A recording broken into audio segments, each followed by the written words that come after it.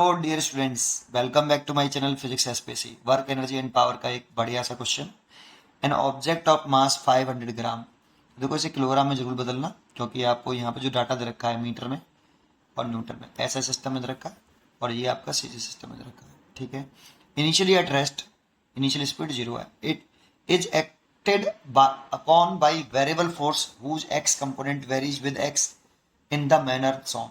The velocity of the object at the point x बराबर velocity पूछ रहा है, x बराबर 8 मीटर पर और x equal to 12 metre would have respective value nearly. और ये चार चॉइस रखी है और ये फिगर भी गिवन है। फिर उसमें दो पॉइंट पता होने चाहिए आपको। एक, फोर्स डिस्प्लेसमेंट ग्राफ का एरिया हमें वर्क डन के इक्वल होता है। फोर्स डिस्प्लेसमेंट ग्राफ का एरिया जो होता है वो वर्क डन के इक्वल होता है। दूसरा पॉइंट पता होना चाहिए कि वेलोसिटी निकालनी है, तो वर्क डन निकल आएगा यहाँ से। तो फोर्स डिस्प्लेसमेंट ग्राफ का हम एरिया निकाल लेंगे तो वर्क डन निकल आएगा, लेकिन हमें निकालनी तो वेलोसिटी है। दूसरे हमें पता होना चाहिए कि work energy theorem, work done by all forces is equal to change in kinetic energy, और काइनेटिक एनर्जी से हमें वेलोसिटी मिल जाएगी। ये दो पॉइंट पता होना चाहिए। अच्छा, अब जिसको ये नहीं मालूम कि फोर्स डिस्प्लेसमेंट ग्राफ का एरिया वर्क डन के कैसे इक्वल, तो उसे लास्ट से मैं समझाऊंगा सबसे। ठीक है, तो शुरुआत करते हैं बेटा। तो सबसे पहले मैं क्या निकालूं, 8 सेकंड तक, 8 मीटर तक क्या रहना, the velocity of the object at a point 8 metre. तो 8 मीटर तक का मैं वर्क डन निकाल लूं। Work done in work done ऐसे लिख देता हूं, चलो। वर्क डन इक्वल टू, पहले फॉर्मूला लिख लेता हूं। Work done is equal to area under force displacement graph with displacement axis, with displacement axis। और यहाँ इसे प्रॉपर साइन यूज करते हैं, प्रॉपर साइन। ठीक है, तो वर्क डन निकालें और 8 सेकंड में निकालने, कितने में निकालें हैं, वर्क डन इन 8 मीटर तक निकाल लें। ठीक है, इसलिए W8 लिख दिया मैंने, इज इक्वल टू। तो देखो यहाँ से आप ये वाला एरिया निकाल लो, आप 8 मीटर तक का ये वाला इतना एरिया निकाल लो, क्योंकि यहाँ पे 8 मीटर हो गया। तो W इज इक्वल टू कितना, देखो ये एक रेक्टेंगल बन गया। पहले इस वाले का एरिया निकालो, इस वाले का। तो लेंथ हो गई इसकी 20, ये 20, और ब्रेथ हो गई 5। तो 20 मल्टीप्लाइड बाई 5 प्लस इसका एरिया देखें, इस वाले का, इस वाले का एरिया देखें तो 10। तो लेंथ हो गई और ब्रेथ हो गई। देखो यहाँ से यहाँ तक ये 5 और यहाँ से यहाँ तक 8, तो हमें तो चाहिए इसका ब्रेथ। तो 8 माइनस के 5, ये तो देखो ये हो गया 100, और ये 3 और 10 30, तो ये हो गया 130 जूल। अब according to work energy theorem, according to work energy theorem, क्या, work done by all forces, work done by all forces is equal to change in kinetic energy. अब यहाँ पे तो एक ही फोर्स की चर्चा कर रहा है, इसीलिए इसी फोर्स को देखेंगे। वर्डन बाई ऑल फोर्सेस में वर्डन बाई ये वाला एक ही फोर्स है जो हमने निकाला, work done W8 is equal to change in kinetic energy, final kinetic energy minus initial kinetic energy. Next page पे देखते हैं। तो ये तो 130 जूल हो गया, ये W8। फाइनल एनर्जी लिखे हैं तो half M final velocity minus initial जो होगी आपकी काइनेटिक एनर्जी वो 0 हो जाएगी। क्यों, क्योंकि इनिशियल स्पीड आपको दे रखी है वो रेस्ट में, इनिशियली रेस्ट में, इसीलिए इनिशियल स्पीड तो 0 हो गई। तो इनिशियल स्पीड 0 लिखने, तो 130 इक्वल टू हाफ, मास देखें तो 500 ग्राम है, उसे किलोग्राम में बदल लेते हैं हम। ग्राम तो किलोग्राम में डिवाइड करें, 1000 का डिवाइड कर दें तो किलोग्राम में आ जाएगा। तो डिवाइड बाई 1000 इंटू स्पीड मेरे को निकालनी है। ठीक है, तो देखो ये इससे कैंसिल, 2 बार हो जाएगा, और 2 और 2 4, 4 का इसमें मल्टीप्लाई कर लें, 4 into 130 is equal to V square. V square is equal to root के अंदर 4 इंटू 130, 4 का रूट तो 2 हो गया, और 130 का रूट जो होगा वो 11 पॉइंट के करीब होगा, 11.4।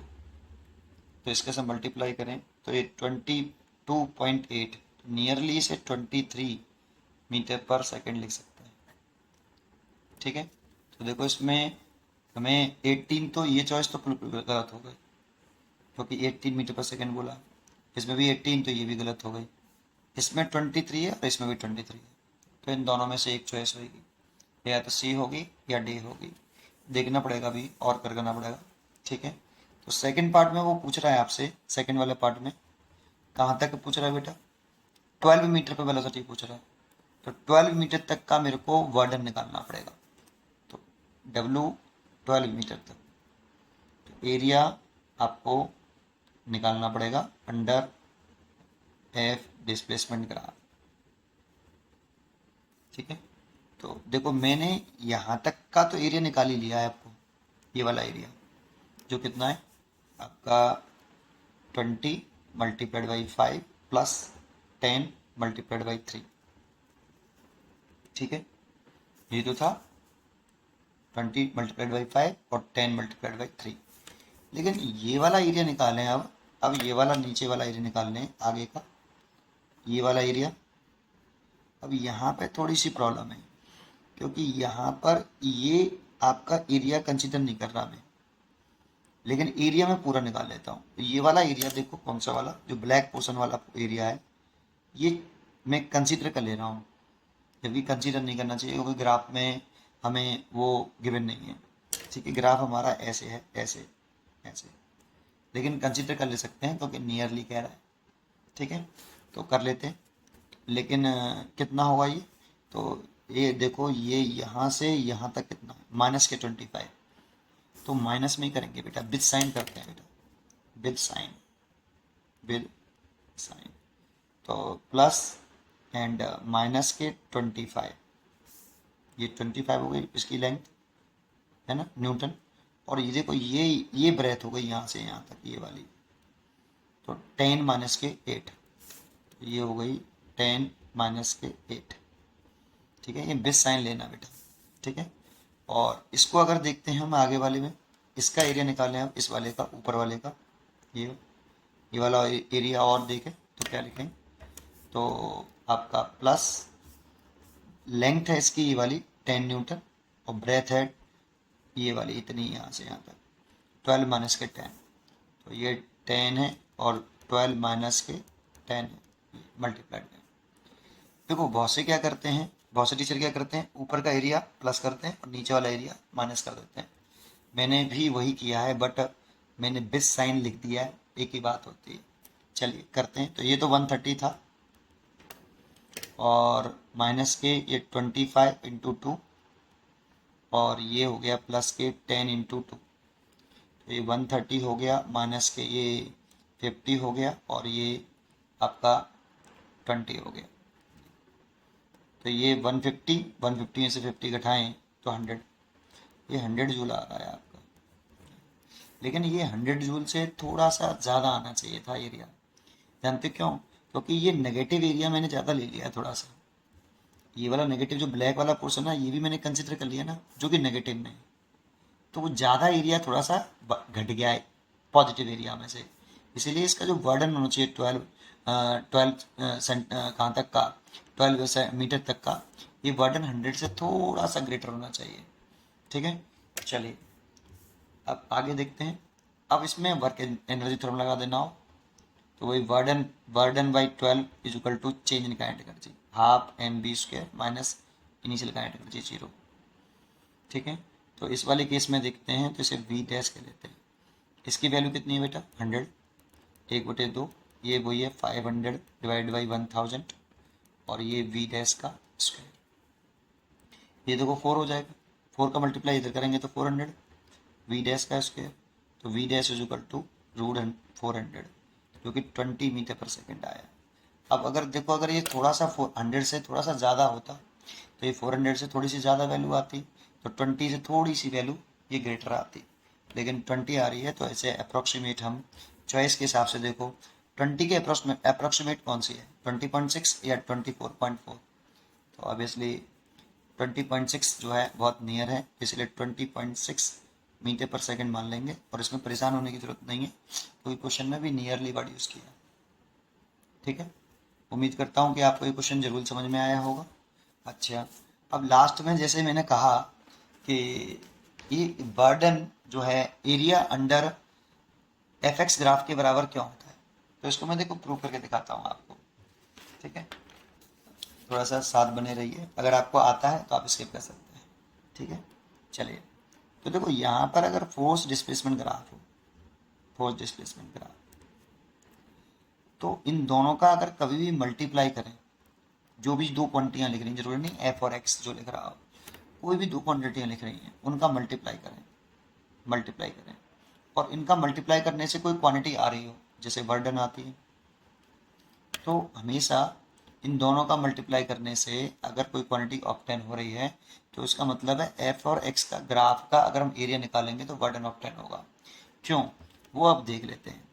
जैसे मैंने ये मान लो एक वेरिएबल फोर्स लगा लिया कि एक्स के साथ फोर्स वेरी कर रहा है। अब इसमें एक छोटा सा डिस्प्लेसमेंट लेंगे, छोटा सा क्यों, क्योंकि फोर्स वेरिएबल है बेटा, तो एक छोटे से डिस्प्लेसमेंट डी एक्स के लिए मैं फोर्स को कांस्टेंट मान सकता हूँ, ऐसे। तो फोर्स को कांस्टेंट मान सकते हैं, लेकिन एक वेरी स्मॉल डिस्प्लेसमेंट के लिए मान सकते हैं। वैसे इस स्ट्रिप का एरिया मान लो डी है, स्मॉल एरिया ये। अब इस स्मॉल एरिया कैसे निकालें भाई, तो रेक्टेंगल बन गया, ये रेक्टेंगल का एरिया भी इसे भी निकाल लेते, लेंथ इंटू ब्रेथ, तो लेंथ हो गई एफ और डिस्प्लेसमेंट हो गया डी एक्स, ब्रेथ हो गया डी एक्स, ये स्मॉल एरिया हो गया। अब इस स्मॉल एरिया का अगर मैं इंटीग्रेशन कर दूं, अगर मैं क्या कर दूं, स्मॉल एरिया का इंटीग्रेशन कर दूं, जान तो ऐसे स्मॉल एरियाज के अंदर बहुत सारे होंगे, ये थोड़ी कि एक ही होगा, ऐसे दो और बना सकते हो आप, ऐसा नहीं, ये ऐसे फिर इसका एरिया निकाल लो आप, तो ऐसे बहुत सारे एरिया निकल सकते हो आप। जब भी किसी टोटल एरिया को आप छोटे छोटे पार्ट्स में ब्रेक करके फिर दोबारा से टोटल एरिया निकालना चाहो, ऐड करना चाहो छोटे छोटे एरियाओं को, तो हमें इंटीग्रेशन का ख्याल आना चाहिए। जब किसी बड़े ऑब्जेक्ट को तोड़कर छोटे छोटे पार्ट में तोड़कर ऐड करना हो तो हमें इंटीग्रेशन का ख्याल आना चाहिए, इसीलिए इंटीग्रेशन कर लेना चाहिए। तो इंटीग्रेशन कर लेते हैं, तो डी ए, तो टोटल एरिया आ जाएगा बेटा, टोटल एरिया आ जाएगा क्या, A is equal to integration D A, और डी ए का इंटीग्रेशन करेंगे तो टोटल एरिया आ गया आपका, total area under F X graph is equal to integration D A, और इंटीग्रेशन डी ए की जो वैल्यू है वो एफ डी एक्स है। अब आपको ये मालूम होना चाहिए कि जो एफ डी एक्स होता है ये क्या होता है, work done, integration D W, और इंटीग्रेशन डी डब्ल्यू, तो डब्ल्यू इंटीग्रेशन डी डब्ल्यू मतलब टोटल बर्डन, देखो ये work done, force into displacement है ना। तो total area under F X graph हमें क्या दे रहा है, वर्क डन दे रहा है, बर्डन के इक्वल है। ठीक है, इसीलिए इस तरह से हम, ये हमें पता होना चाहिए कि, और ये इसमें नहीं, आप किसी भी क्वांटिटी में देखो, एक चीज़ मैं आपको बता दूं कि जो भी ये दो क्वांटिटियाँ लिख रही हैं इन दोनों का मल्टीप्लाई करने से अगर जो क्वांटिटी आती है तो उस ग्राफ का एरिया 100% उस क्वांटिटी को देगा। जैसे अगर मैं आपको कहूँ कि velocity time graph, velocity time graph जैसे ये, और अगर मैं इसका मल्टीप्लाई कर रहा हूँ वेलोसिटी और टाइम का, वेलोसिटी और टाइम का, तो क्या किसके इक्वल है, वेलोसिटी इनटू टाइम डिस्प्लेसमेंट के इक्वल होता है। तो जानते हो इसका एरिया हमें, वेलोसिटी टाइम ग्राफ का एरिया हमें क्या देगा, डिस्प्लेसमेंट देगा, डिस्प्लेसमेंट देगा, area under velocity time graph हमें डिस्प्लेसमेंट देगा। तो ऐसे ही पूरी फिजिक्स में ऐसे ही होता है, पर इसको फिर कर सकते हैं जैसे मैंने यहाँ करके दिखाया, बिल्कुल सेम कंसेप्ट से आप कर सकते हो। उम्मीद करता हूँ कि आपको ये समझ में आया होगा। पढ़ते रहिए और खुश रहिए। Thank you.